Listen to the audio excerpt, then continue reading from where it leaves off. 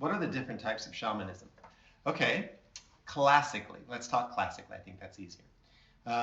There's native traditions, so indigenous cultures. So every indigenous culture would have had a healer, a medicine person, a soothsayer, somebody who could move between worlds. So in indigenous cultures, those would have different names.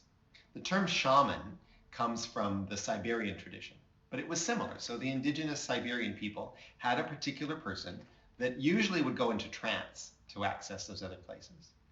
And through drumming or different plant medicines, they would go into a trance to access those other dimensions. So that's where you get the term shamanism. So you've got every indigenous culture had their medicine person slash shaman. And those traditions are distinct to those cultures. But I think the most famous shamanism terms that you've got are what came out of the Celtic traditions. So the Celtic healer, medicine woman, typically, shaman, was looking at the cycles of time and the cycles of the season and developed a very sophisticated cosmology around that. And so you've got Celtic shamanism, and you've got Native American shamanism, Native Canadian shamanism, which follows the indigenous peoples of North America.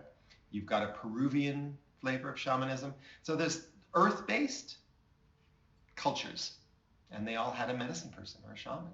So those are pretty much the traditional things. I think in students that I have, I try to do a combination of helping them understand the Celtic cycle of the year and following that, as well as the stuff that is more the earth-based shamanism that would be part of an indigenous culture.